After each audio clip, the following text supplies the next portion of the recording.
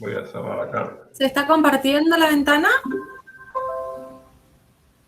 Sí, se compartió, Clara. Sí, se compartió perfecto. Está minimizada nomás. Ah, bueno. ¡Ay!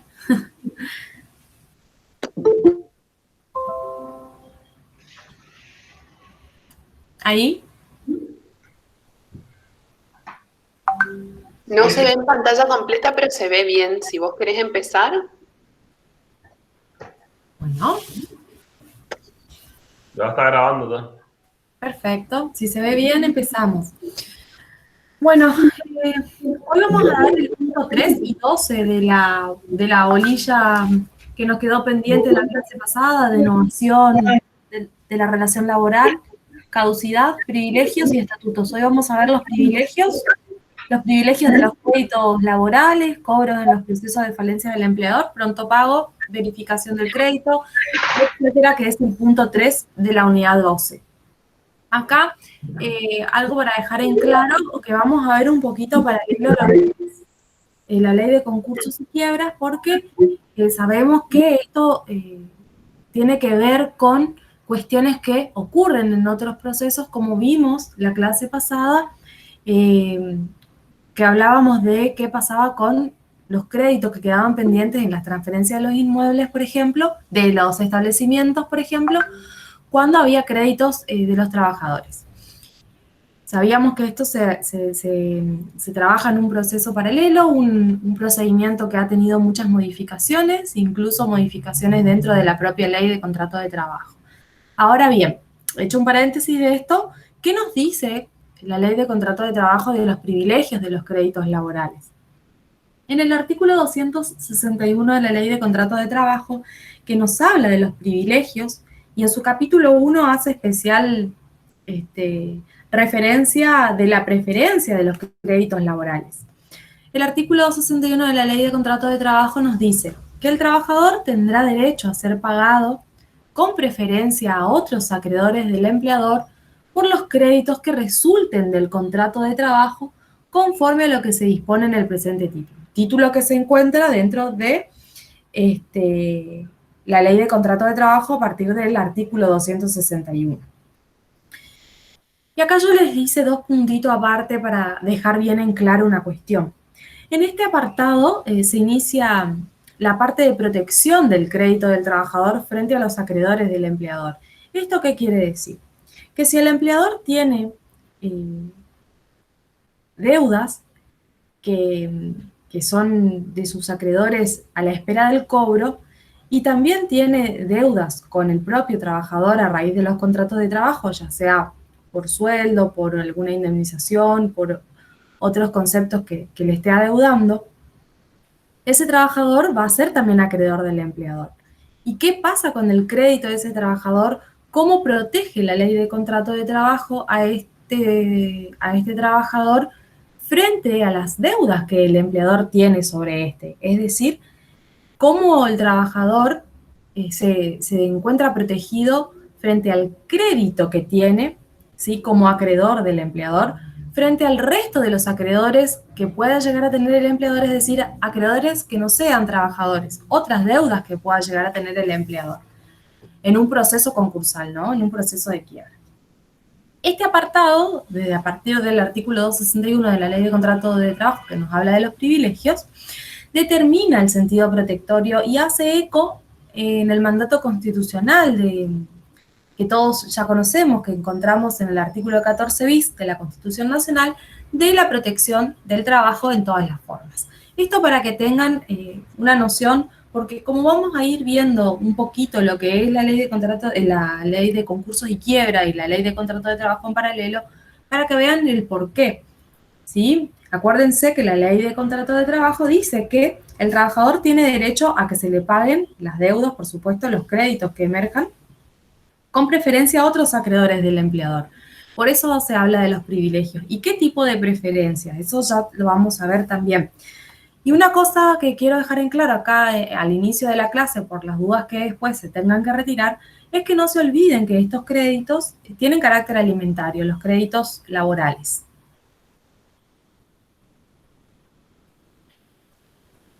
Ahora vamos a ver un poquito la ley de concursos y quiebra.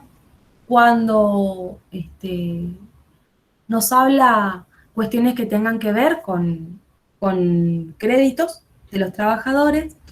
La ley de concursos y quiebra, en su artículo 196, nos dice que las quiebras no producen la disolución del contrato de trabajo, sino su suspensión de pleno derecho por el término de 60 días corridos. Vencido ese plazo sin que se hubiera decidido la continuación de la empresa, que eso lo tenemos también, la continuación de la empresa también lo tenemos establecido en la ley de contrato de trabajo, que ahora vamos a ver qué ocurre cuando la empresa continúa ante una quiebra, cuando llega un acuerdo y la empresa decide continuar. Vencido el plazo sin que se hubiera decidido la continuación de la empresa, el contrato de trabajo va a quedar disuelto a la fecha de la declaración en quiebra y los créditos, es decir, esas deudas que tenga el trabajador, esas deudas que el trabajador se convierte en acreedor también del propio empleador, que deriven de ese contrato que se disuelve, se puedan verificar conforme lo dispuesto en los artículos de la ley de concursos y quiebra 241, que ya lo vamos a ver porque lo tenemos también aquí en la filmina. Este plazo que otorga la ley de concursos y quiebra nos dice que si dentro de este término sí se decide la continuación de la explotación de la empresa, es decir, que ante un proceso de concursal de quiebra, el empleador decide llevar adelante esta empresa, si se decide la continuación de la explotación, se considerará que se reconduce parcialmente el contrato de trabajo con derechos por parte del trabajador de solicitar la verificación de los rubros indemnizatorios devengados. Ya vamos a ver qué decimos con esto de la verificación de los rubros, del privilegio en el cobro. Estos artículos que estamos mencionando acá y que lo estamos leyendo es para que adentrarnos en el tema.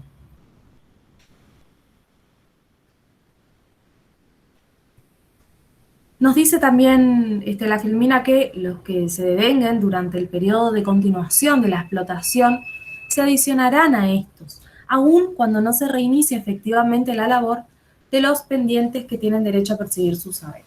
También nos hace referencia a la ley 26.684, que es aquella que ha introducido varias modificaciones en la ley de concursos y quiebra.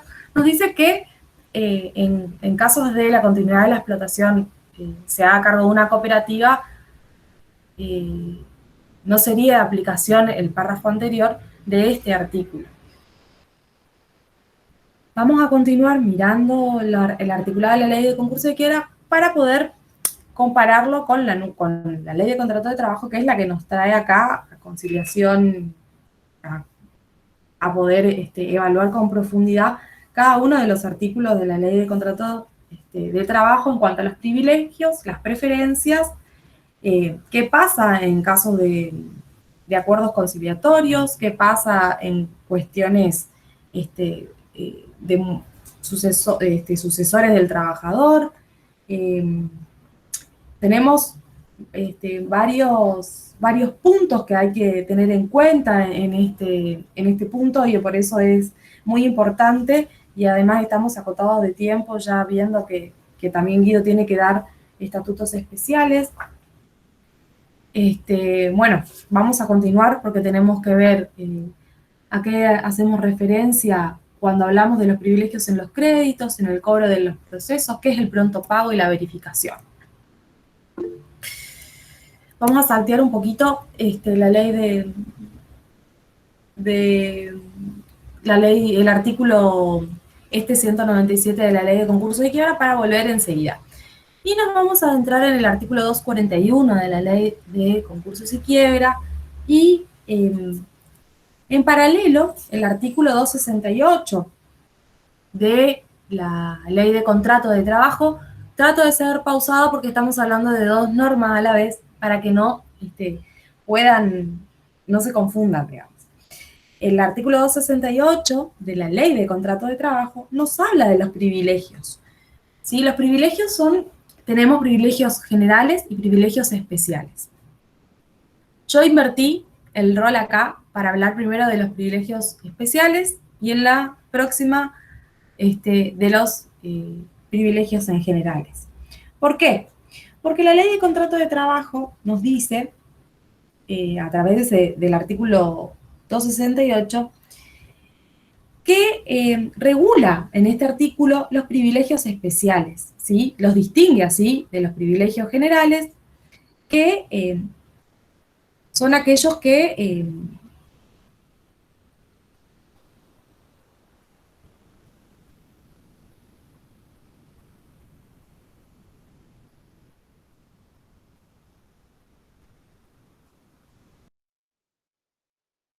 No estoy escuchando yo. No, No, doctor, yo tampoco, se ve que se desconectó la doctora. se desconectó, sí. Se Tendríamos desconectó. que darle un segundito que se reconecte. Exactamente. Vamos a esperar un ratito y se reconecte de vuelta la doctora, se habrá quedado sin internet.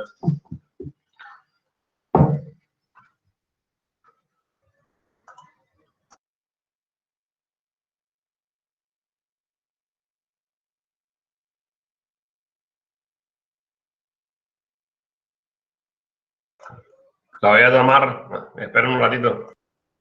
Guido, acá me figura a mí que Alejandro Palavecino levantó la mano. No sé si quiere formular alguna pregunta o algo.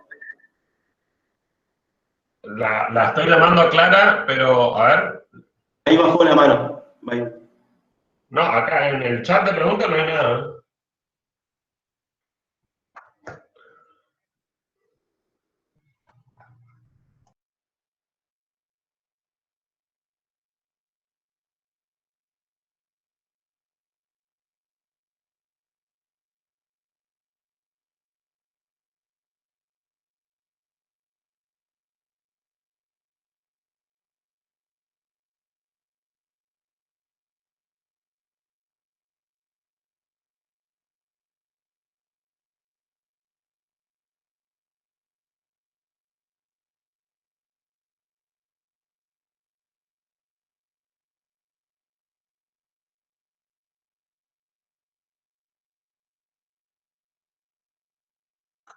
¿Eh? Ahí se quedó sin internet y se va a conectar desde su celular. Va a tener 4G activado, así que solo estoy por pasar el power.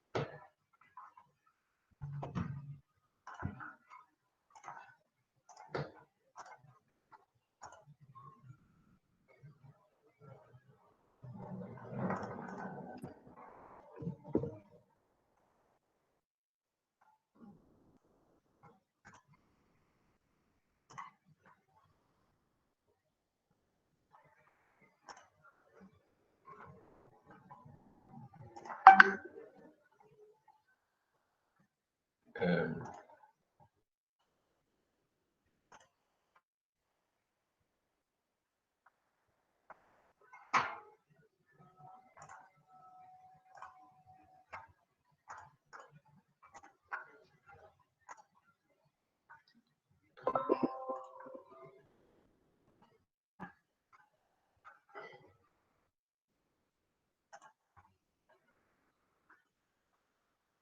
Ahí se había iniciado el compartir y se detuvo. ¿Ustedes están viendo la femina? ¿O No, se detuvo. Tendrías que volver a ingresar. A ver, vamos a vuelta.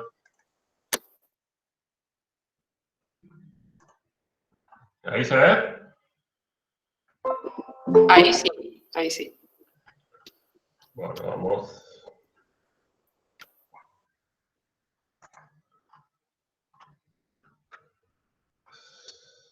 Avísenme si ustedes están viendo o no. ¿Ahí se ve? Sí, se ve, pero se ve como sin ampliar la diapositiva. Ah, qué raro, porque está ampliado. Bueno, no importa porque se ve igual, me parece que no es para frenar por eso. Sí, sí, sí. Yo seguiría hasta donde dio Clara, que estaban los privilegios especiales. Ahí está, ahí la estoy emitiendo de vuelta. Ah, bueno.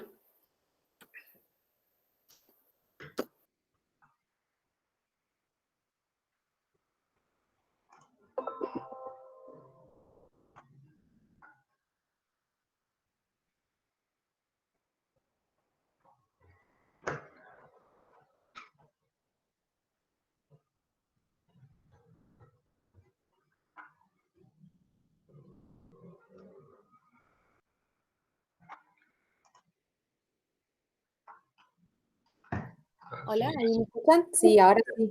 Clara, ¿sí? ¿Te escuchamos? No, se ve perfecto. Bueno, vamos a pasar a la filmina 261, como habíamos dicho, que hablábamos de los créditos, perdón, de los privilegios.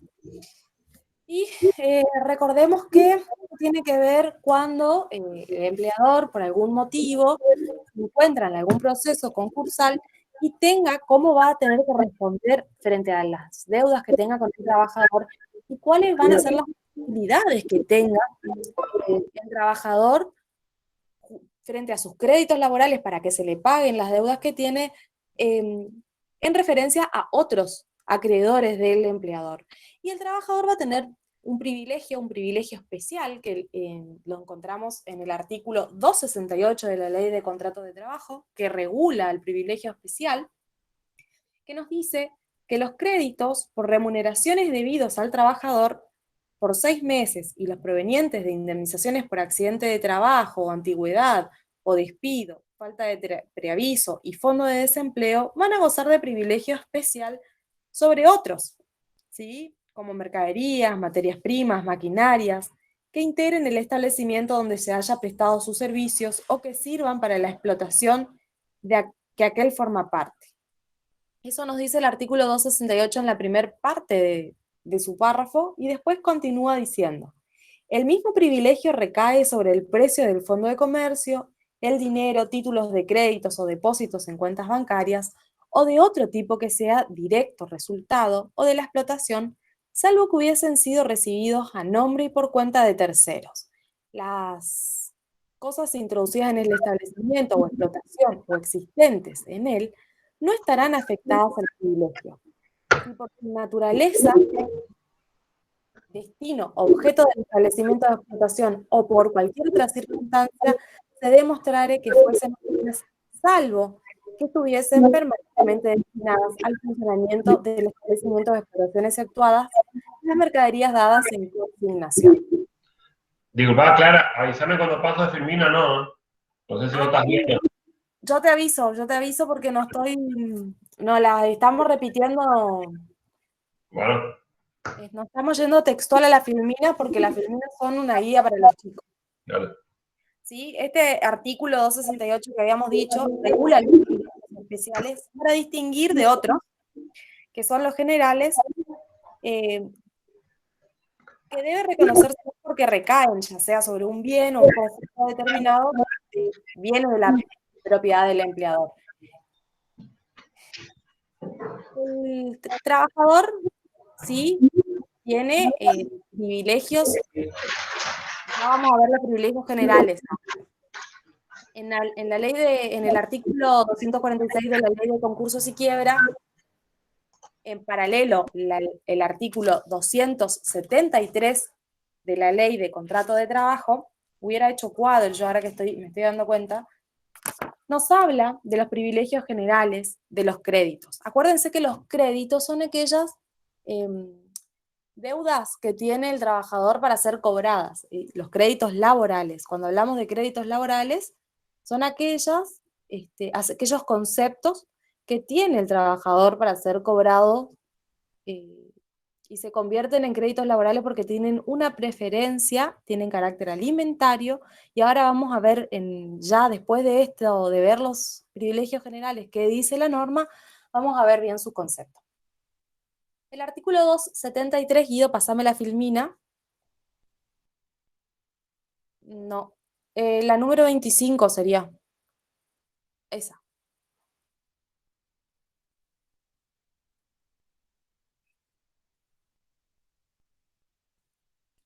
El artículo 273 de la Ley de Contrato de Trabajo nos dice que los privilegios generales son los créditos por remuneraciones y subsidios familiares debidos al trabajador por 6 meses y provenientes de indemnizaciones por accidente de trabajo, por antigüedad o despido y por falta de preaviso, vacaciones, sueldo anual complementario, los importes por fondos de desempleo o cualquier otro derivado de la relación laboral. Fíjense que siempre son créditos del trabajador, ¿sí?, frente a conceptos que el empleador le deba, le adeude.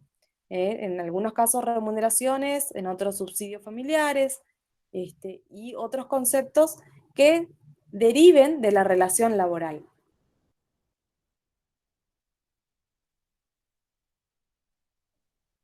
¿Sí? El privilegio general se asienta sobre todos los bienes del deudor, ¿sí? Y va a revestir solamente un carácter de utilidad en casos de concursos y quiebras del empleador, como preferencias en el listado de los restantes acreedores que pueda llegar a tener el empleador. Es decir, que en caso de concursos y quiebra por deudas que tenga el empleador, dentro de todos los acreedores que este empleador tenga, ya sean por sus trabajadores o por otros deudores que tenga que sean acreedores también, porque el empleador deba otras cuestiones, va a tener una preferencia en los privilegios, es decir, en materia de en conceptos de estos cobros, el trabajador, en un listado para a la hora del pago de las deudas, para cobrarse los pagos de las deudas con los bienes del empleador. Ahora vamos a ver en concreto qué son los créditos laborales. Hablábamos que los créditos laborales eran aquellos conceptos adeudados, ¿sí?, por el empleador a los trabajadores que derivan del contrato laboral. Cambiame, Guido, de la Filmina, por favor. Que derivan de los contratos laborales, ya sean remuneraciones, indemnizaciones, y en general los beneficios establecidos en la ley que se adeuden a los trabajadores, también aportes impagos, intereses, gastos del sistema jubilatorio, todos los conceptos que un empleador adeude a un trabajador dentro de un proceso concursal se van a convertir en créditos laborales, ¿sí? Van a tener esa preferencia de no ser un crédito cualquiera. Un acreedor laboral, ¿qué va a ser entonces? Va a ser aquel trabajador que tenga créditos para cobrarse dentro del concurso, del proceso concursal. Y va a tener una herramienta, que es el famoso pronto pago, para poder obtener de una manera más ágil y efectiva, o más sencilla, o con preferencia, como también se dice, como también es, para el cobro de sus créditos adeudados, de lo que él es acreedor. ¿Sí? El pronto pago constituye uno de los medios que tiene todo acreedor laboral y que le permite obtener de manera más rápida y efectiva el cobro en el proceso completo de la quiebra o del concurso preventivo. Y cuando hacemos referencia al acreedor privilegiado, sería aquel que tiene derecho a ser pagado primero en el tiempo. Los trabajadores tienen ese privilegio. El pronto pago laboral es, entonces, como dijimos, una herramienta que tienen aquellos acreedores laborales. Esto creo que está en la segunda filmina. Profe, ¿puedo hacer una pregunta? Sí. Disculpe. Yo estaba leyendo y vi que la característica de el privilegio era de la deuda, no del acreedor, porque no recuerdo si es que leí un ejemplo donde si el mismo empleado le deben, por ejemplo, sueldos, por decirlo así, eso que reviste al tener el carácter de alimentario, a revestir el carácter alimentario, sería una deuda privilegiada, y suponiendo el caso de que le deben un concepto de dinero por otro motivo, yo no sé si entraría, por ejemplo, le deben, qué sé yo, la devolución de gastos o algo por el estilo, eso no sé si eso reviste el carácter también de alimentario, pasaría a ser otro tipo de acreencia y que no entra dentro del privilegio. Tenemos divididos los privilegios especiales y generales. Fíjate que hay, por ejemplo, los alimentarios, como vos decías, de la remuneración, son privilegios especiales, que están establecidos en el artículo 268 de la Ley de Contrato de Trabajo. Y el 273 nos habla de los privilegios generales, y la ley le reconoce, como vos decís, el privilegio es un derecho que la ley le reconoce a un acreedor en razón de la calidad de su crédito. Es como vos decís. ¿Por qué? Porque es preferido a otros acreedores, al otro conjunto de la masa de acreedores que tenga un empleador, ¿sí? Del conjunto de los bienes del deudor, digamos, del conjunto de los bienes que tenga el deudor, que va a ser el empleador. El privilegio va a ser un derecho que se le reconoce a los acreedores en razón de la calidad de su crédito. Y tenemos créditos especiales y créditos generales. Entonces, con estos créditos, dependiendo cuál tengas, va a tener preferencia de un acreedor con otro, ya sea acreedor por créditos laborales o ya sea un acreedor por otros créditos, fuera de la esfera laboral. El Código Civil y Comercial le da el concepto de privilegio, dice, es la calidad que le corresponde a un crédito de ser pagado con preferencia a otro. Y si mal no recuerdo, acá tenemos un listado de los, a ver, de los créditos comprendidos. Lo tenemos más adelante, así que lo van a poder ver tranquilo, acá lo estoy viendo. Si Guido me pasás a la filmina 27, ahí nos habla un poquito del privilegio, dando una conceptualización. Pero lo que yo quería hacer previamente era leer los artículos de privilegios especiales y de privilegios generales para que ustedes después puedan tener noción de dónde encontrarlos, porque esto lo van a tener que ir viendo en conjunto con otras leyes. O sea que acá el tema es definir sobre qué bienes se puede ejercer la preferencia a fin de realizar el crédito por las deudas, digamos, ¿sí? Si esa era la duda respecto de los privilegios generales que recaen sobre otros bienes. El privilegio general va a recaer sobre la totalidad de los bienes y los especiales sobre algunos, y eso lo tenemos diferenciado en los privilegios especiales del artículo 268 y en los privilegios especiales que están enumerados en el artículo 273 de la Ley de Contrato de Trabajo. ¿Y esto Sí, por qué? Y esto, perdón, ¿sí? Decime. no, estaba perfecto, gracias. Bueno, está. ¿Y esto por qué trae mucha confusión? Porque en la legislación vigente tenemos la Ley de Concursos y Quiebras que, Guido, cambiame la filmina, porfa.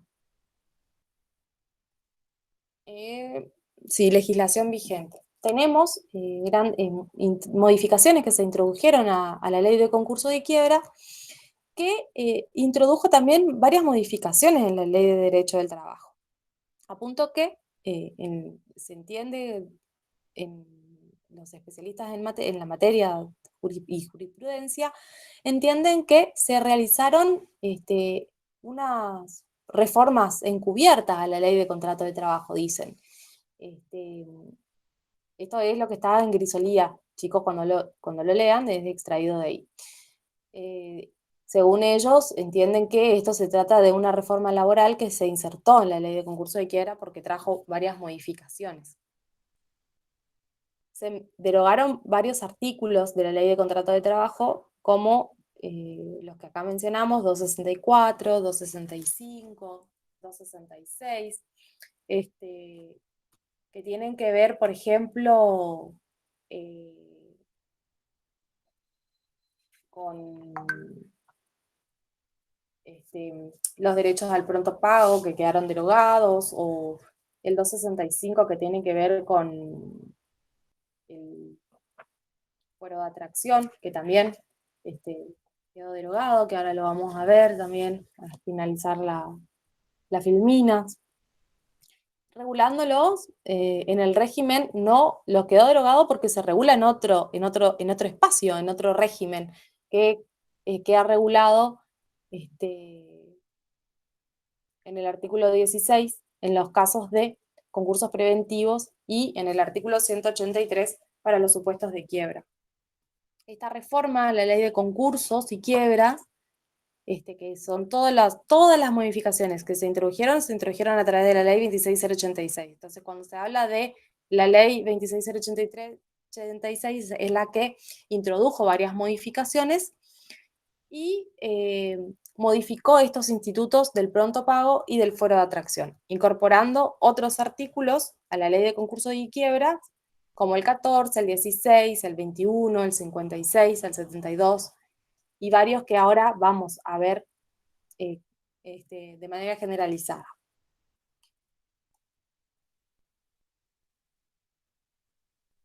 Y con referencia al nuevo fuero de atracción, a partir de la sanción de la reforma, quedan excluidos, si ustedes van al artículo 265 de la Ley de Contrato de Trabajo, nos habla de la exclusión del fuero de atracción, que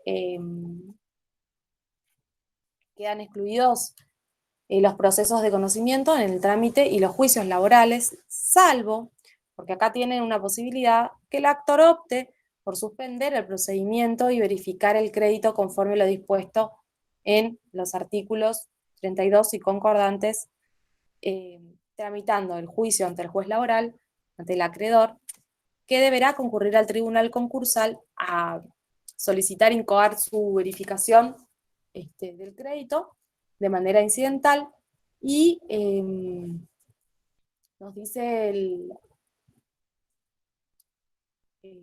la normativa también que esto solamente no deberá ser considerada tardía si se inicia dentro del plazo de los 6 meses de haber quedado firme la sentencia del concurso, el proceso concursal. Acá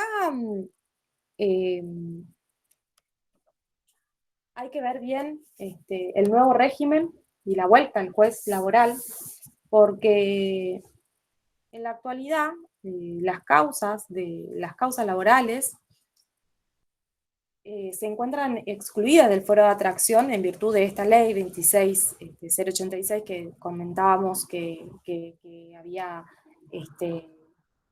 iniciado un montón de modificaciones, que es la ley que está instrumentada, la reforma de la ley de concursos y quiebras. Para el concurso preventivo, en el artículo 21, ¿sí? Y los supuestos de quiebras van a quedar regulados en su artículo 132. Esto yo lo nombro para que ustedes después lo vean.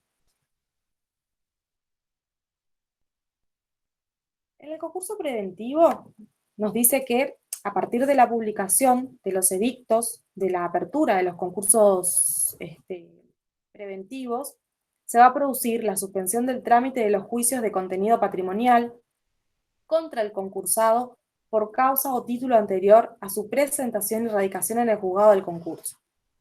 Y acá vamos a tener que tener en cuenta una serie de cosas. Hay concursos, hay presentaciones, créditos que se pueden reclamar si son preconcursales, ¿sí? Quedando a partir de... Y también tenemos créditos postconcursales. Todos los créditos preconcursales, a partir de la apertura, no se van a poder deducir nuevas acciones con fundamentos de esos títulos, pero sí los postconcursales, porque van a quedar afectados por el fuero de atracción. El fuero de atracción que, a su vez, va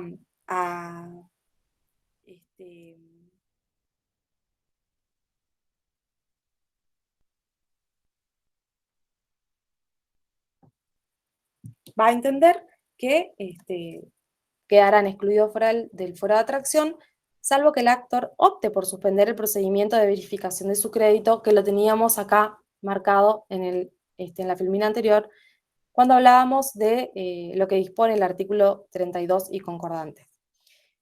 Esto en realidad parece un poco embarazoso, pero en realidad lo que yo quiero señalar, muy importante, es que todas las formas, o de todas formas las decisiones del fuero en el derecho del trabajo, valdrán como título verificatorio del concurso, y esto se extrae del artículo 21 de la Ley de Concursos y Quiebras. Y va a ser válida para presentarla en los procesos concursales para solicitar el pronto pago o la verificación de su crédito,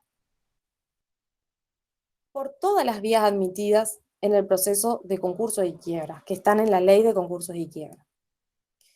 Y con las nuevas reformas la van a encontrar en los artículos 56 de la Ley de Concursos y Quiebra, que nos habla del pedido de verificación, y nos dice que el pedido de verificación no se va a considerar tardío si se dedujera dentro de los 6 meses de haber quedado firme la sentencia, que es lo que me parece que tenemos diferente en las filminas, pero está en la filmina 30, aquí yo le digo, está en la filmina 30, lo que yo les acabo de decir con los artículos extraídos de la Ley de Concursos y Quiebra. Es medio difícil engancharle la filmina al celular, pero bueno.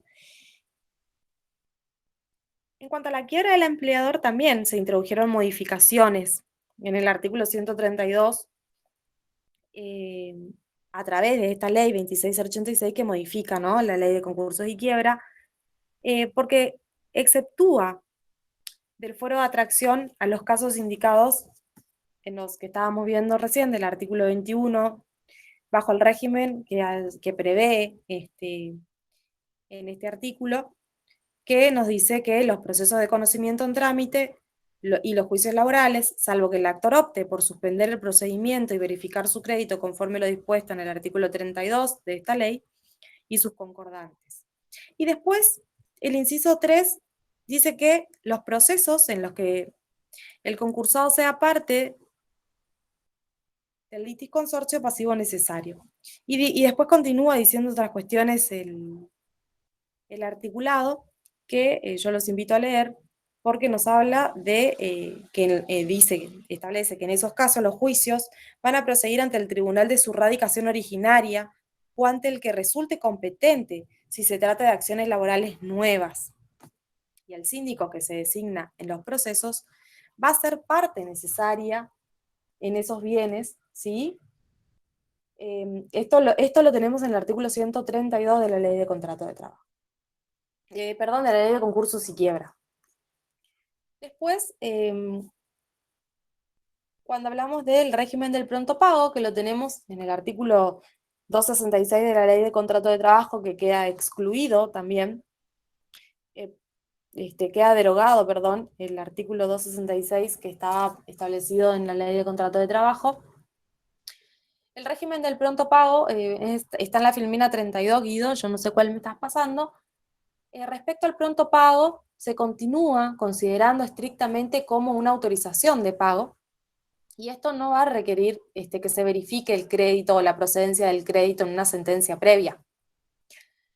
Va a seguir siendo competente el juez concursal, en este caso habilitado, y en caso de rechazo, la iniciación del juicio del conocimiento ante el juez laboral. Y el régimen del pronto pago, como se deroga, el artículo 266 del derecho al pronto pago es derogado, va a quedar regulado por la ley 26.684. ¿Y cuáles son los créditos comprendidos? Si me cambiás, los créditos comprendidos están en la filmina 33, porque tenemos media hora después para ver los estatutos especiales, así que me voy a apurar. Los créditos comprendidos, dice el artículo 16 de la Ley de Concursos y Quiebra, establece cuáles son los créditos que están amparados por el pronto pago laboral. Tenemos las remuneraciones debidas al trabajador, las indemnizaciones por accidentes de trabajo o enfermedades. ¿Se acuerdan que hoy mencionábamos este artículo 16? Que era que cómo iban a quedar, iban a regir ahora, actualmente, el pronto pago. En la filmina que sigue tenemos el punto 3, las previstas en los artículos 132, que recién se los mencionaba y se los leía, de acá de la ley de contrato, de la ley, sí, de la comentada del contrato de trabajo. Y dice, las previstas en el artículo 132 bis de la ley de contrato de trabajo, cuando hablamos de las sanciones conminatorias, por omisión de ingresos de aportes o retenciones, sabemos que la ley tiene prevista que en caso de omisión de esta obligación, se tendrá una sanción conminatoria por día de retraso. Y demás artículos de la ley de contrato de trabajo que tienen que ver con las indemnizaciones sustitutivas, de las indemnizaciones sustitutivas, el deber aviso, la integración del mes de despido, las indemnizaciones por antigüedad o despido, extinción del contrato de trabajo por fuerza mayor, por muerte del trabajador o el empleador, todas contempladas desde el 216, 232, 233, el famoso 245 del despido, y al 254. También las indemnizaciones agravadas por despidos por causas especiales, por causas de embarazo, por causas de matrimonio, que también las tenemos contempladas desde el artículo 178, que nos habla de la protección de la maternidad, 180, 182. Ahí tenemos estas indemnizaciones agravadas, que ya las hemos visto en otras cuestiones. También en el punto 4, pasame la filmina Ido, nos habla, tenemos las indemnizaciones previstas en otras leyes, las de las 25.877, también las indemnizaciones agravadas en relación a la 25.323, que también ya vimos, que son las indemnizaciones agravadas por relaciones laborales no registradas, registradas de modo deficiente, todas indemnizaciones que tienen derecho al cobro. También las indemnizaciones agravadas por la ley de empleo, cuando el empleo no registra una relación laboral, o no se consigne bien la fecha de ingreso, o no sea la real, o se consigne esté mal encuadrado en la categoría, es decir, tenga una remuneración menor a la que debe percibir, o una remuneración menor de la que percibida por el trabajador. También las indemnizaciones suplementarias sancionatorias previstas en otras leyes, como la de prevención de la evasión, las asociaciones sindicales, las indemnizaciones previstas en los estatutos especiales, que ahora vamos a ver qué son los estatutos especiales, los convenios colectivos de trabajo, u otros contratos individuales. Vamos a ver con Guido qué son los estatutos especiales en un ratito. Yo no sé si Guido me pasó la filmina, si me las pasó. Y cuando hablábamos del foro de atracción, acordémonos que es el foro de atracción de los procesos concursales, producen un desplazamiento en las competencias de otros jueces especiales en la materia. Por ejemplo, la que ordinariamente le correspondería a un juez se traslada a otro por motivos especiales. Sí, eso es, habla del foro de atracción, y acuérdense que en nuestra... ahora con las derogaciones de nuestra ley, el nuevo foro de atracción que menciona las modificaciones, a partir de la sanción de la reforma que veníamos hablando, quedaron excluidos, ¿sí? Los procesos del foro de atracción, los procesos de conocimiento en trámites y los juicios laborales. Salvo, como mencionábamos y se los leía recién, que el actor opte por suspender ese procedimiento y verificar los créditos conforme los dispuestos en los artículos de la ley de contrato de trabajo y de la ley de concursos y quiebra, de su artículo que veníamos leyendo previamente. Bueno, dicho esto, tener diferenciado los créditos especiales de los créditos en general,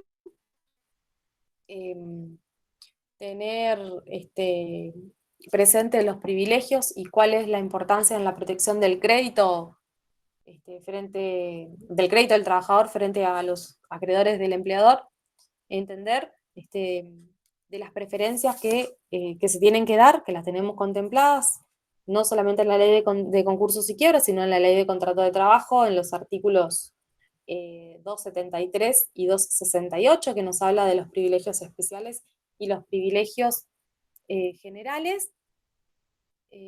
Así que bueno, Guido, te dejamos los 20 minutos que quedan de clase para que podamos desenvolvernos en lo que es estatutos especiales. Y sí, chicos, cualquier duda que nos quede respecto a los créditos laborales, lo vamos a estar respondiendo porque no nos alcanza el tiempo para poder desarrollar toda la bolilla, y ya el año pasado estatutos especiales no alcanzamos a dar, entonces no tenemos una unidad grabada de ello. En cambio, esta de privilegios y de estatuto de privilegios, la tenemos en las clases del año pasado grabadas para que ustedes la puedan ver completa.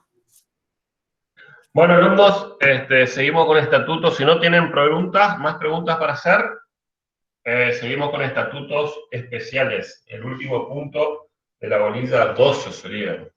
Ahora estoy por cargar. A ver.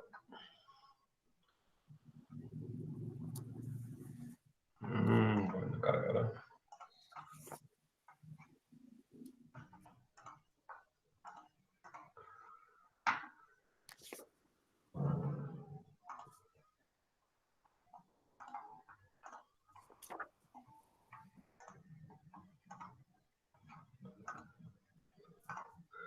Necesito que me digan, por favor, si ustedes están viendo. ¿Está viendo esto? Sí, se ve. Sí, se ve bien. Bueno, seguimos con los estatutos, chicos, que es el último punto.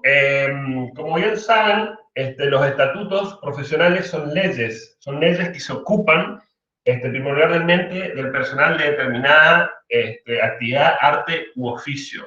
Pero lo importante que sepan de acá es que tiene su propia fuente de regulación, ¿sí? Ya sea los encargados de casa de renta, ¿sí? los mal llamados porteros de los edificios, ya sean ellos, ya sea el contrato de horario, ya sea otros estatutos, tienen su propia fuente de regulación y solo se va a implementar la LSP cuando esos estatutos lo digan con forma supletoria, cuando no digan prácticamente nada. Y ahí solamente se va a aplicar la ley de contrato de trabajo. Si no, se aplican estos estatutos, ¿sí? Estas leyes, que es la que vamos a dar a continuación.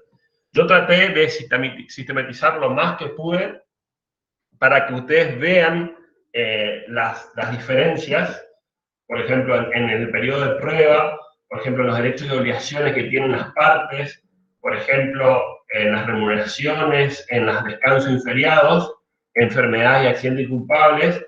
Todo lo sistematicé acá, lo más que pude, para que ustedes noten la diferencia, ¿sí? Vamos a dar un repaso general, ¿sí? Porque no tenemos el tiempo necesario para dar bien todo esto, pero para que ustedes vean las diferencias y vean cómo se aplican estas leyes, ¿sí? Estos estatutos. Entonces decimos que los encargados de casa de renta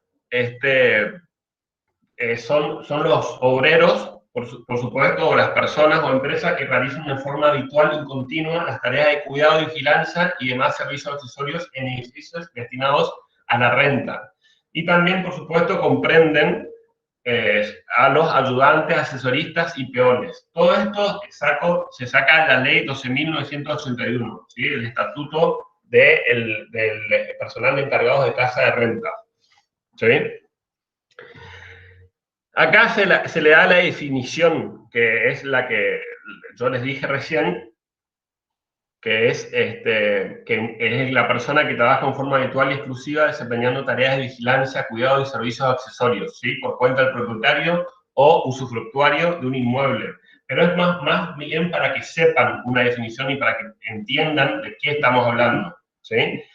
Y también es requisito fundamental y obligatorio para el trabajador contar con una libreta de trabajo, ¿sí? Acá, acuérdense que va a ser más o menos parecido a las obligaciones de dar los libros que decían las profesoras Pansardi y Gentile, acá este trabajador va a tener, el empleador va a tener la obligación y el trabajador también de llevar una libreta de trabajo que se expide gratuitamente del Registro Nacional de Colocaciones, ¿sí? En ella debe constar, por supuesto, la fecha de ingreso del trabajador, la remuneración estipulada de su pago, época de otorgamiento de las vacaciones y a solicitud del trabajador, por supuesto, el tiempo que estuvo al servicio del empleador. Esta libreta de trabajo es requerida al ingresar, ¿sí? Y dicho ingreso, por supuesto, debe ser comunicado al Registro Nacional de Colocaciones. El periodo de prueba. El periodo de prueba en este caso, fíjense que es de 60 días desde el ingreso. ¿Se acuerdan? Vamos a hacer preguntas ping-pong. ¿Cuánto era el periodo de prueba de la ley de contrato de trabajo? ¿Se acuerdan de cuánto era el periodo de prueba? 90 días. 90 días, exactamente. Fíjense que acá el periodo de prueba es de 60 días. Es decir, que es mucho más beneficioso para el trabajador, ¿sí? Porque una vez vencido ese plazo, tiene el derecho a la estabilidad. Entonces, es una norma más beneficiosa. Pero, a continuación van a ver cómo no es tan beneficioso en cuestión de vacaciones, pero se aplica lo mismo. Entonces, estas normas de la ley 12.981 establecen el derecho a la estabilidad del empleo a partir de los 60 días y desplazan a las del artículo 92 bis, que trata de lo que recién me dijeron, que son de 30 días de la LST. Y esto, hay un fallo plenario del 233 de la Cámara Nacional de Apelaciones del Trabajo que estableció que el encargado de casa de renta despedido antes de tener una antigüedad de 60 días no tiene derecho a la indemnización sustitutiva de preaviso. Por supuesto, porque está dentro del periodo de prueba. Como tampoco se aplica acá con estos tipos de trabajadores nos aplica el recargo previsto en el artículo 2 de la ley 25.323, ¿sí? Es decir, el 50%. En cuanto a los derechos y obligaciones. En las obligaciones del trabajador se halla el deber, por supuesto, de cuidar los bienes del empleador que fueron puestos bajo su custodia, ¿sí? Resultando responsables de los daños que causen por dolo o culpa grave. Dolo y culpa grave son todas cuestiones de derecho, ¿sí? Pero para que ustedes sepan, el dolo es la intención que va a tener el trabajador de ocasionar, por supuesto, daños que son propiedad ajena, que son propiedades de su empleador. O culpa grave son casos de negligencia o imprudencia que se asemejan a la negligencia e imprudencia por parte del trabajador. Los encargados y ayudantes, cuando trabajan exclusivamente para un empleador, tienen derecho a una vivienda, casa o habitación. Van a ver a lo largo de todo esto cómo se va relacionando con todo lo que vimos hasta ahora. Si el empleador le otorga una vivienda en el edificio en que está, ¿qué tipo de remuneración es esa? Lo dimos en la unidad 8 conmigo. ¿Se acuerdan, alumnos? ¿Qué tipo de remuneración es esa? En especie. Bien, perfecto. ¿Ven cómo van relacionando? Entonces, en su defecto, si el empleador no le da esa habitación, no le da ese lugar de vivienda para él y su familia, se paga un complemento en dinero, que ya van a ver la diferencia en la remuneración por el complemento de ese dinero, que se tiene en cuenta, por supuesto, para el cálculo del aguinaldo y indemnizaciones. La vivienda, siempre hablando de obligaciones, por ejemplo, la vivienda debe ser devuelta a los 30 días si el trabajador es despedido y no se le otorgó el correspondiente preaviso de 3 meses. Acá el preaviso, ¿sí?, para el trabajador es de 3 meses, ¿sí? De lo contrario, el plazo para desalojarlo es el vencimiento del preaviso. Entonces, si quieren despedirlo con o sin causa a este trabajador, le deben dar un preaviso de 3 meses. Y al vencimiento de ese preaviso, el trabajador debe desalojar. Si no le dan eso, la vivienda debe ser devuelta a los 30 días, pero obviamente van a tener que pagar la sustitutiva de preaviso con un importe de 3 meses. Así que es para que lo sepan. Vean que es distinto a lo planteado en la ley de contrato de trabajo. Derechos y obligaciones. Entonces, Profe. ¿sí? ¿Hola? Profe, sí. Sí. Le pregunto, ¿también se tienen en cuenta para el cálculo de indemnizaciones si es que se paga en especie o solo si se sustituye Sí, sí, por por dinero? supuesto, se tienen cálculos. Ok, En gracias. caso de despido directo con justa causa o cuando el trabajador es quien toma la actitud decisoria, colocándose en situación de despido, corresponde el otorgamiento del plazo para el desalojo de la vivienda. Esto es lo que le acabo de decir. En cambio, no procede el supuesto de renuncia del empleo. ¿Sí? El administrador consorcio es el que puede designar al encargado, es decir, al trabajador, sin requerir la conformidad del consorcio, o sea, sin requerir la conformidad de los propietarios de los departamentos, ¿sí? Pero recae en cabeza de los propietarios que conforman el consorcio la designación, por supuesto, de este administrador, ¿sí? El administrador resulta ser, para que ustedes entiendan, un mandatario y por eso se faculta a ese administrador a contratar los servicios de ese trabajador. Acá van a ver la remuneración, que es lo que yo les dije. La remuneración es establecida por el convenio de colectivo de trabajo 589, incluyéndose dentro de ella la vivienda como pago en especie. Fíjense que un encargado permanente con vivienda está por ganar, esto está actualizado a abril de 2021. Un encargado con vivienda, viviendo dentro de su trabajo, vendría a ser, tiene un importe de 55.969 pesos. Y un encargado permanente sin vivienda, que le tienen que dar ese complemento que hablamos anteriormente, es con un importe de 65.787. Fíjense que son 10.000 pesos más, ¿sí? Para que ustedes tengan una noción. Acá le estaba hablando de los descansos y feriados. Fíjense que le corresponde 12 horas de descanso entre jornadas, ¿sí? Entre jornada y jornada, 12 horas. Eso es lo mismo que la LST. Y 4 horas de descanso intermedio entre las tareas de mañana y de la tarde. Eso no está dentro de la LST, esto está dentro de esta ley, ¿sí?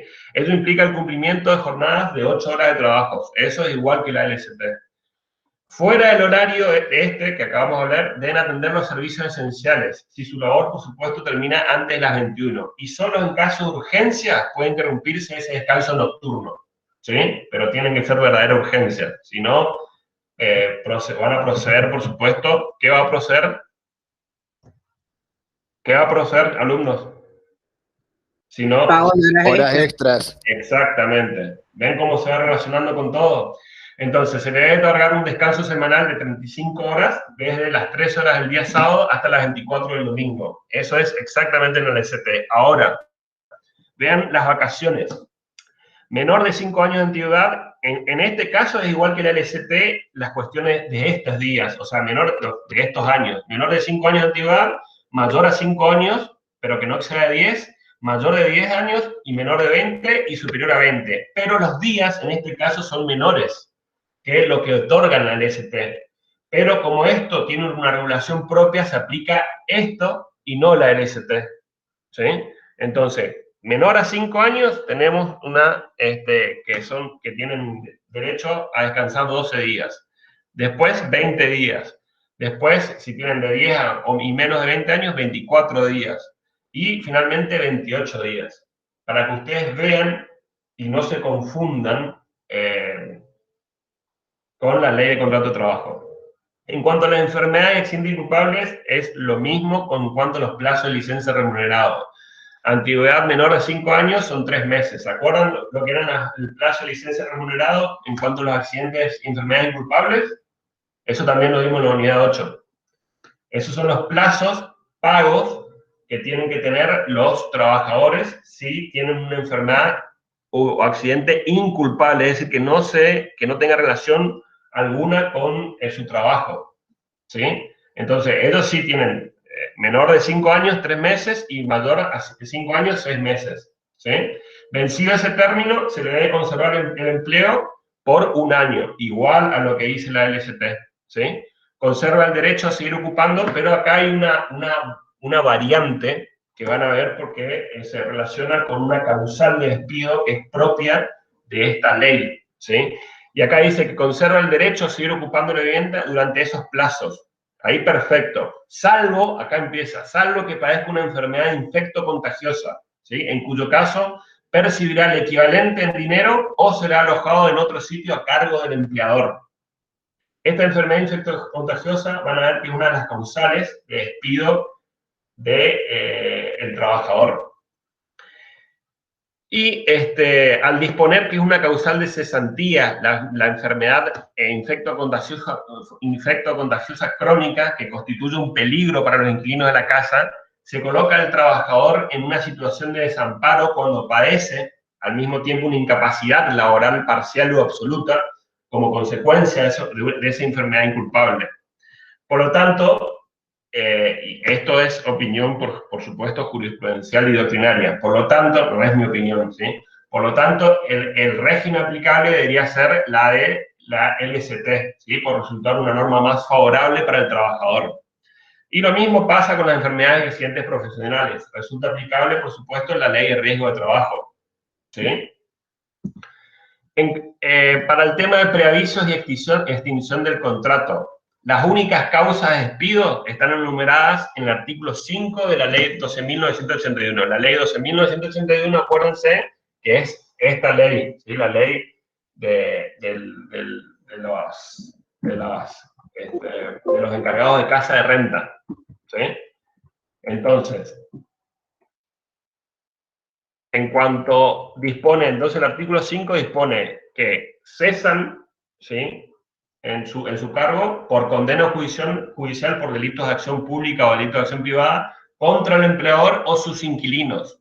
Pero tiene que haber condena judicial. No confundan condena judicial con una mera denuncia hecha por el propietario del inmueble o del departamento. No tiene nada que ver una denuncia con una condena judicial. Una condena judicial es una sentencia condenatoria expedida por juez competente, ¿sí? Es un proceso judicial.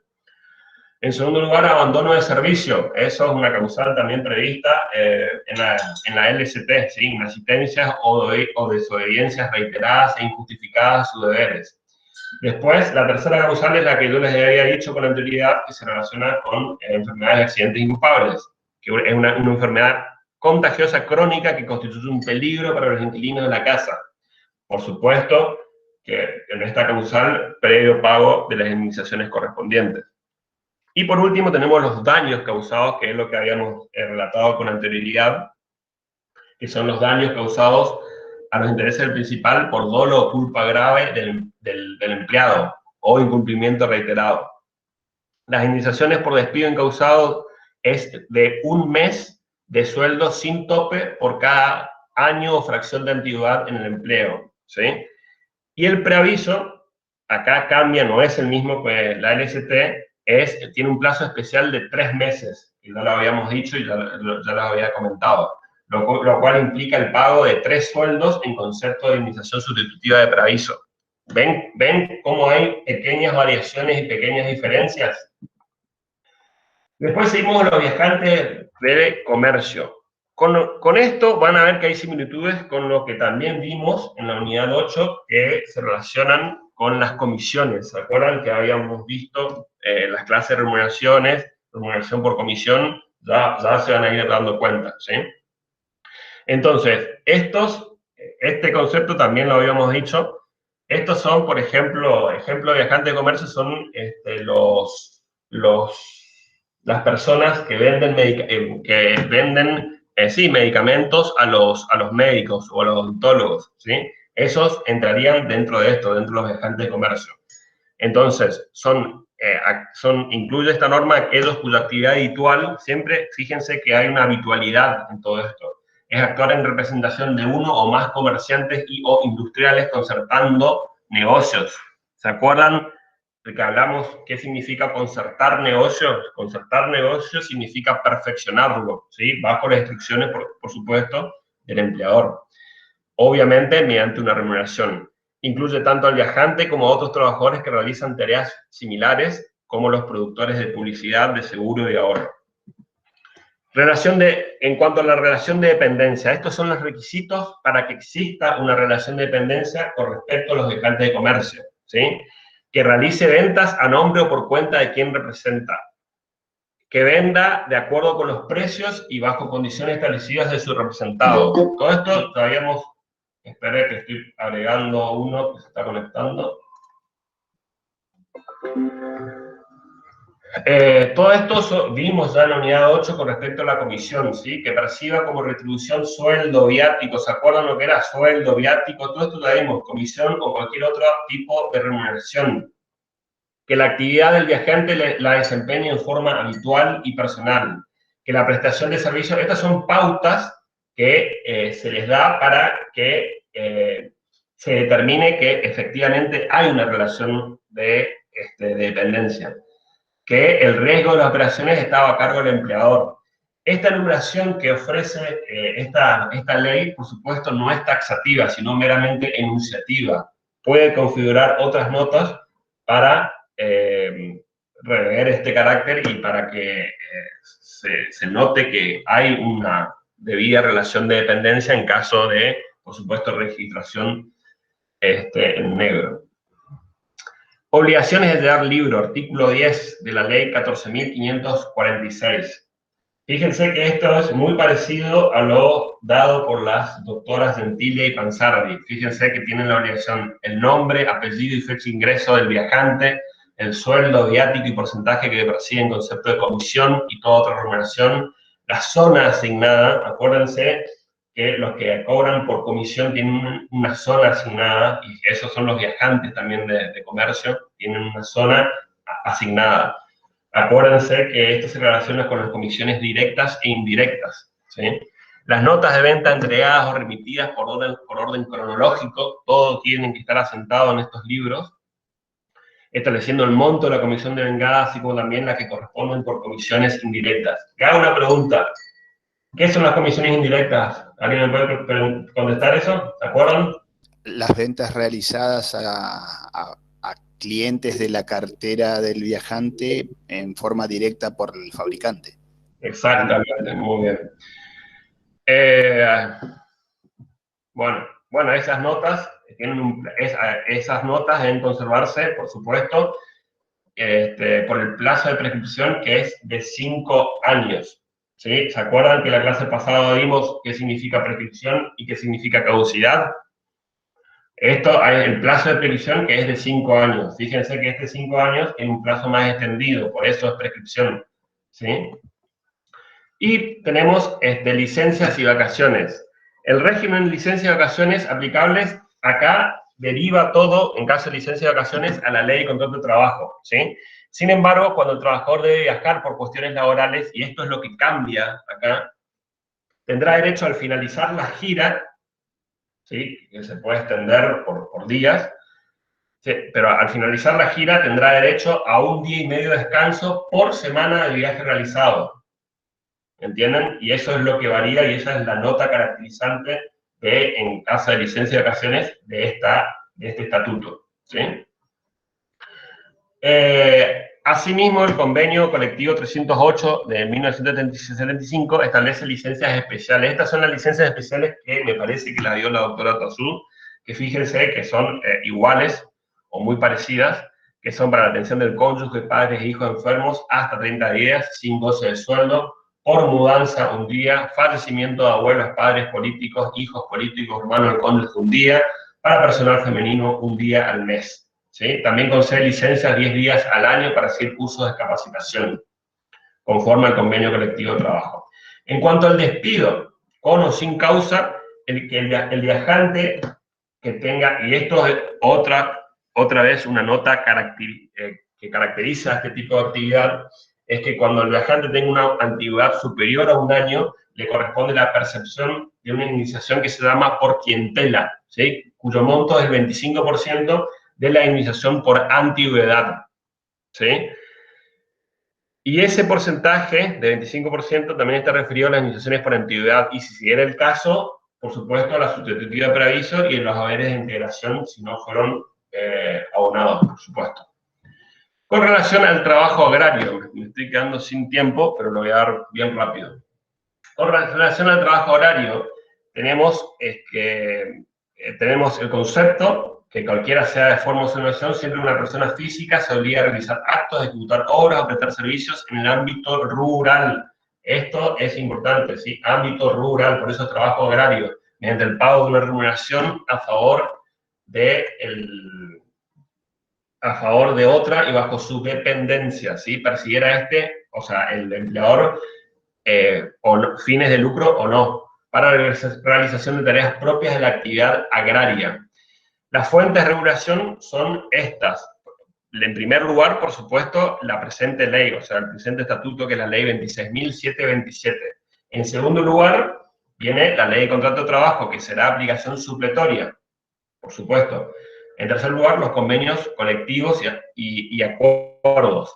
En cuarto lugar, estos son los importantes, y estas son regulaciones propias que tienen esta ley, por las resoluciones de la Comisión Nacional de Trabajo Agrario y de la Comisión Nacional de Trabajo Rural, ¿sí? Y, seguidamente, como todas las fuentes de regulación, por la voluntad de las partes y por los usos y costumbres. Las actividades incluidas. Estas son las actividades incluidas dentro del contrato agrario, ¿sí?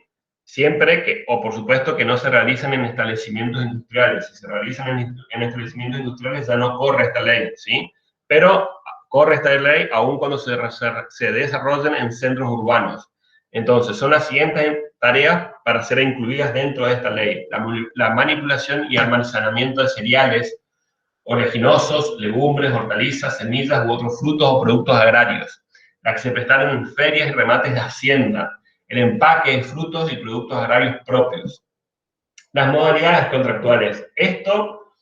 Son 4 estas modalidades contractuales y se van a acordar de lo que había dicho la doctora, me parece que esto dio la doctora Pansardi, si no me equivoco, sobre las modalidades contractuales, y van a ver que hay similitudes. Entonces, tenemos 4 modalidades contractuales. Tenemos contrato de trabajo agrario permanente de prestación continua, tenemos contrato de trabajo temporario, tenemos trabajo permanente discontinuo y trabajo por equipo o cuadrilla familiar. Para el primero, es decir, el agrario permanente de prestación continua, es el contrato por excelencia, ¿sí? Es el contrato de trabajo y se entenderá así celebrado, salvo los casos previstos expresamente por la ley. Este vendría a ser como el contrato por tiempo indeterminado, ¿sí? Este es el contrato por excelencia. En segundo lugar, tenemos el contrato de trabajo temporario, que son aquellos supuestos en que la relación laboral se origine por las necesidades propias de una explotación, ¿sí? Que son de carácter, por supuesto, cíclico o estacional, o por procesos temporales propios de la actividad agrícola, pecuaria, forestal, entre otros. Y se cuenta también comprendido en esta categoría los trabajadores contratados para la realización de tareas ocasionales, accidentales o supletorias, como pueden ser, por ejemplo, que contraten a trabajadores para cercar el campo, por ejemplo. O arar el campo, perdón, no cercarlo, por un determinado periodo de tiempo, por unos días. Entonces, seguidamente tenemos el trabajador permanente discontinuo, que es cuando un trabajador temporario es contratado por un mismo empleador en más de una ocasión de manera consecutiva, ¿sí? Esto lo vieron con la doctora Pansardi. Para la realización de tareas de carácter cíclico o estacional, será considerado a todos sus efectos como un trabajador permanente discontinuo, ¿sí? Porque no trabaja todo el año, trabaja en determinadas estaciones en el año y vuelve a trabajar el año siguiente en esa misma estación, ¿sí? Y adquirirá los derechos que otorgue, por supuesto, la antigüedad a los trabajadores permanentes de prestación continua a partir de su primera contratación, si esto respondiera, por supuesto, a las necesidades también permanentes de la empresa o explotación. Y por último tenemos lo que se denomina trabajo por equipo o cuadrilla familiar, ¿sí? Que esto es una nota caracterizante también de este tipo de estatuto, que hace referencia al empleador o su representante y sus respectivas familias, ¿sí? Que podrán formar parte de las tareas que se desarrollen en la explotación e integrar total o parcialmente los equipos. Pero se prohíbe de manera expresa tener en la cuadrilla familiar a menores de 16 años, por supuesto. Por el tema de la remuneración, las remuneraciones mínimas, por supuesto nunca inferiores al salario mínimo vital y móvil, son fijadas por las que antes yo le dije, en las fuentes de regulación, por la Comisión Nacional de Trabajo Agrario. El salario puede ser fijado por tiempo o por rendimiento. ¿Se acuerdan que esto vimos ya en la clase, en la unidad 8, cómo se dividía la remuneración? La remuneración puede ser abonada por tiempo o por rendimiento. Y dentro de ese rendimiento, por unidad de obra, comisión individual, colectiva, habilitación, gratificación, participación de las utilidades e integrarse con premios en cualquiera de sus formas, correspondiendo en todos los casos a abonar al trabajador el sueldo anual complementario, es decir, el aguinaldo. Para los trabajadores con antigüedad, estos son adicionales, vendría a ser. Fíjense que el trabajador con una antigüedad hasta 10 años tendrá una bonificación por antigüedad equivalente al 1% de la remuneración básica de su categoría por cada año de servicio. ¿Sí? Un trabajador con antigüedad hasta 10 años. Y un trabajador con antigüedad mayor a 10 años, una bonificación de antigüedad equivalente al 1,5%, ¿sí? De la remuneración básica de la categoría por cada año de servicio. El pago de las remuneraciones deberá realizarse al trabajador mensualizado, por supuesto, al vencimiento de cada mes calendario. Al trabajador remunerado por jornada o por hora, por semana o quincena, esto también lo habíamos dado en la unidad 8. Al trabajador remunerado por rendimiento de trabajo, cada semana o quincena respecto a los trabajos concluidos o referidos periodos. Y una suma proporcional al valor del resto del trabajo realizado, pudiendo retener como garantía una cantidad que no podrá ser mayor a la tercera parte de aquella. En cuanto al lugar y forma de pago de remuneración, se deberá efectuar mediante depósito en cuenta gratuita. Generalmente esto no se da, generalmente los empleadores abonan al trabajador, está mal, por supuesto, abonan al trabajador con mercaderías, o, por supuesto, no están registrados, o están mal registrados, o defectuosamente registrados, y le abonan en el lugar donde trabajan con dinero. Una pregunta, ¿se acuerdan? Acá le dicen el último, el empleador podrá expender a su personal mercaderías, no pudiendo en ningún caso, supuesto, retener, compensar, descontar o deducir el salario en forma directa al valor de las mismas. Le hago una pregunta, ¿se acuerdan hasta qué porcentaje de la remuneración podía el empleador darles en especie? 30%. No es 30%. ¿Se acuerdan? ¿Nadie? 20%, no 30%, le erraste por 10. No importa, por lo menos hablaste, te felicito. La inflación. Muy bien. Jornada, en cuanto a las jornadas y descansos. La jornada, esto es muy parecido a la LST, no podrá exceder de 8 horas diarias y de 48 horas semanales. ¿Sí? Se exceden las 48 horas semanales, ¿qué pasa? Horas extras. Y desde el día lunes hasta el sábado a las 13 horas. La distribución de las horas de trabajo diarios y su programación serán facultad, por supuesto, privativa. Eso es un derecho que tiene el empleador, ¿sí? Debiendo respetar las correspondientes pausas para la alimentación y descanso de los trabajadores. Esa distribución desigual, esto ya lo dieron también, no podrá importar el establecimiento de una jornada diurna superior a las 9 horas. Lo importante es que no superen las 48 horas semanales. La jornada nocturna no podrá exceder de 7 horas diarias ni de 42 semanales, esto es igual a la LST, y se establece el número máximo de horas extraordinarias en 30 horas mensuales y 200 anuales. El descanso semanal se prohíbe la ocupación del trabajador desde las 13 horas del día de trabajo, esto es, por supuesto, también de las 13 horas hasta las 24 horas del día siguiente, ¿sí? Son 35 horas. En tales supuestos, el trabajador gozará un descanso compensatorio. O sea, si se los ocupa ahí, va a gozar un descanso compensatorio dentro de los 7 días siguientes. Ahora yo les pregunto, por lo que vimos en la clase pasada, ¿qué pasa si el empleador lo ocupa en el descanso semanal, no le da el descanso semanal y el trabajador no se toma dentro de los 7 días siguientes? ¿Qué pasa ahí?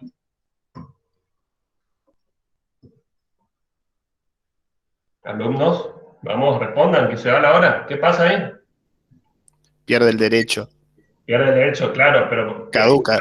Exactamente, caduca su derecho. Acuérdense que el derecho, hay caducidad en el derecho porque no lo ocupa el trabajador. Entonces, por un principio, por seguridad jurídica, fundamentalmente, pierde el derecho, entonces, de reclamarlo después. Quedan exceptuadas de la prohibición aquellas que habitualmente deben realizarse en días domingo para realizar la actividad y por tratarse de guardias rotativas. En cuanto a la licencia general, resultan de aplicación las condiciones establecidas por la Ley de Contrato de Trabajo. Y por último tenemos las indemnizaciones, que hacen referencia a las distintas modalidades contractuales. ¿sí? En caso del trabajador temporario, deberá percibir al concluir la relación laboral, además del proporcional del SAC, una indemnización sustitutiva de vacaciones equivalente al 10% del total de las remuneraciones vengadas. Para el trabajador permanente discontinuo, el despido sin justa causa, pendientes los plazos previstos, por supuesto, dará derecho al trabajador, además de las indemnizaciones de la ley de contrato de trabajo, a la de daños y perjuicios del derecho civil, ¿sí? Y la antigüedad se computará en función de los periodos efectivamente trabajados, no durante todo el año. Esto te lo vieron también con la doctora Panzardi.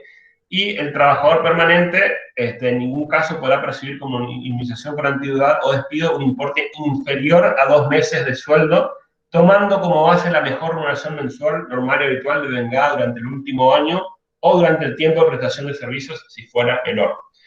Con esto finalizamos. Estos estatutos son, acuérdense, propios de ellos, no se relacionan con la ley de contrato de trabajo, y si se relacionan en forma supletoria porque así lo indican estos estatutos. Así que, alumnos, voy a dejar de compartir.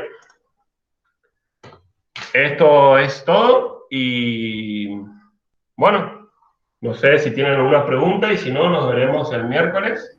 Profe, ¿va a subir estas filminas? Sí, por supuesto, voy a subir estas filminas. Yo estas filminas las creé específicamente para ustedes, para que tengan, para que diferencien entre la LST y estas leyes, ¿sí? Para que tengan una guía, ¿sí? Las creé específicamente para ustedes, porque soy... Bueno, ¿y la clase del miércoles, profe, por las dudas no la subió o yo nomás me perdí?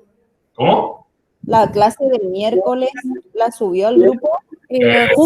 Justo eso dijimos al principio de clase, que estamos cambiando la carpeta Drive a otro correo porque no había espacio, entonces vamos a poner todas las clases en una sola carpeta y la vamos a estar compartiendo seguramente a final del día porque hay algunas que todavía se están cargando. Una vez que se carguen ya las subimos al aula virtual y van a tener todas con espacio en esa carpeta.